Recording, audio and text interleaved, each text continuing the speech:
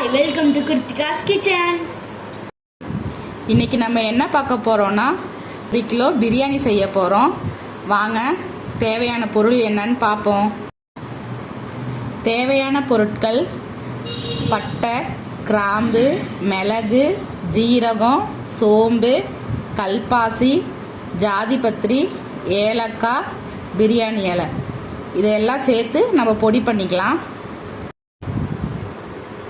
1/2 kilo பெரிய வெங்காயம், கொத்தமல்லி, புதினா சேர்த்து 1 கட்டு, 5 தக்காளி, 7 பச்சை மிளகாய், இஞ்சி பூண்டும் நான் இந்த அளவு எடுத்திருக்கேன். கழுவி உரித்து எடுத்து வச்சுருக்கேன்.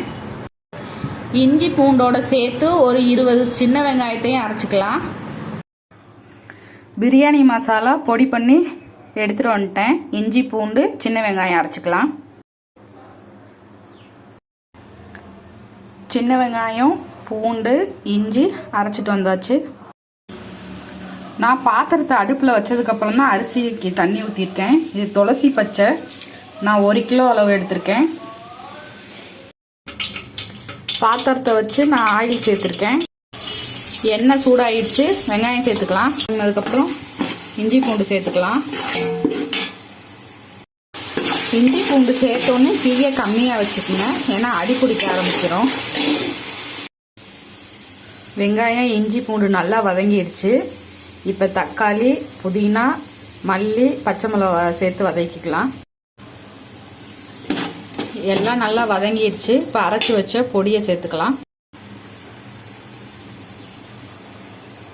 2 ஸ்பூன் தனி மிளகாய் தூள் எடுத்திருக்கேன், அதையும் சேர்த்துக்கலாம்.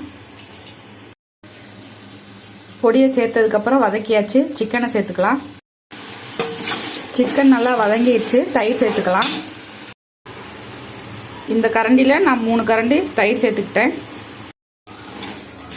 நல்லா வதங்கிடுச்சு. தண்ணி சேர்த்துக்கலாம். தண்ணியோட அளவு பார்த்தீங்கன்னா 1க்கு 2. நான் 1 கிலோ அரிசிக்கு 1.25 கிலோ சிக்கன் சேர்த்துருக்கேன். 1 கிலோவே போதுமானது. உங்களுக்கு தேவைக்கேற்ப சிக்கன் போட்டுக்குங்க. அரிசி சேர்த்துக்கலாம். அரிசி சேர்த்தாச்சு. கலந்து விட்டுக்கலாம். வேகட்டும். பிரியாணி இந்த அளவுக்கு ரெடி ஆயிடுச்சு. நம்ம தம் போட்டுக்கலாம். இப்போ பிரியாணி ரெடி ஆயிடுச்சு. வாங்க பார்க்கலாம். நெய் சேர்த்துக்கலாம்.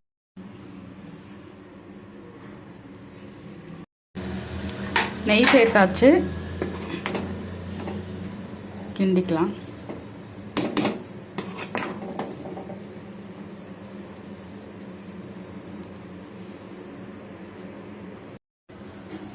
பிரியாணி ரெடி. வாங்க சாப்பிடலாம்.